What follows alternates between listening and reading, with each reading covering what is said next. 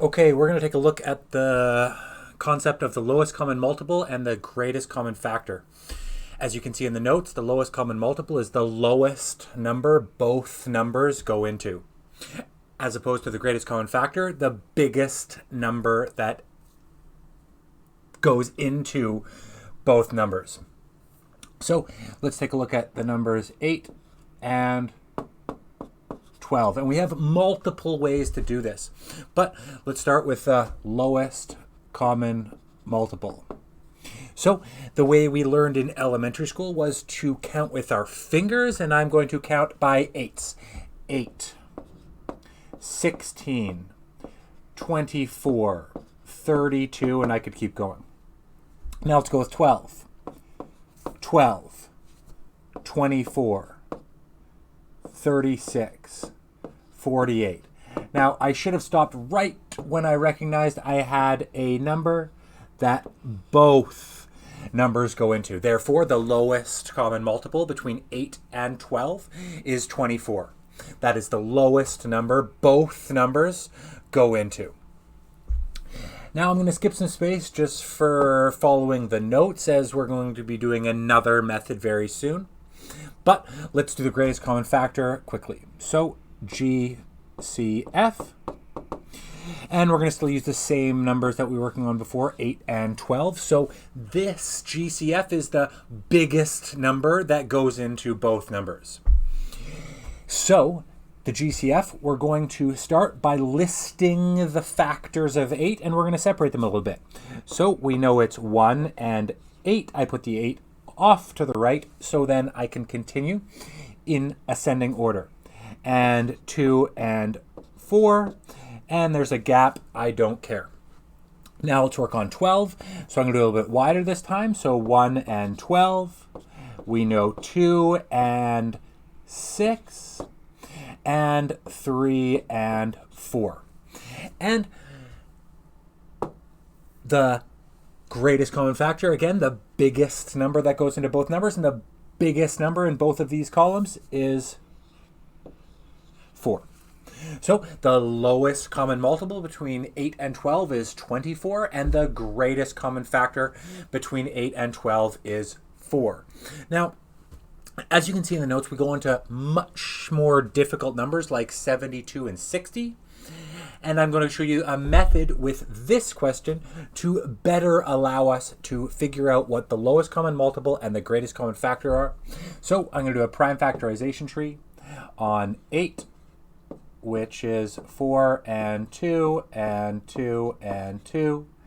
And 12 is 6 and 2 and 3 and 2, and again the order doesn't matter. So we're now going to write the numbers as their numbers. So 8 is equal to 2 cubed. 2 times 2 times 2, as seen in the number tree. And 12 is equal to 3 times 2 squared. So the lowest common multiple between these numbers, the LCM, is equal to, I'm going to read an English instruction from the notes, all the numbers to the highest exponent. So all the numbers, what does that mean? Well, we have a prime factor of 2, and we have a prime factor of 3.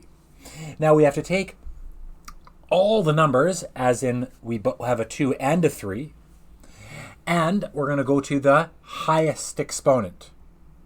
So the highest exponent of 2 is 3, and the highest exponent of 3 is 1, and 2 cubed is 8.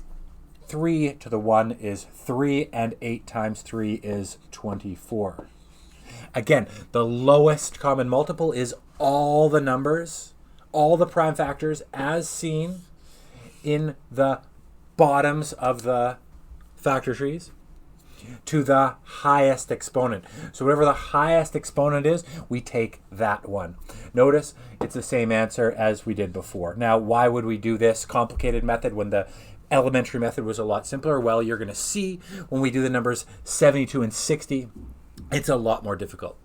So now, again, we're going to rewrite 8 is 2 cubed and 12 is 3 times 2 squared, as we got from our prime factorization trees off to the right as we listed them above in exponential form.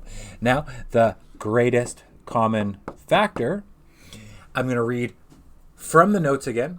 The greatest common factor is the common numbers to the lowest exponent.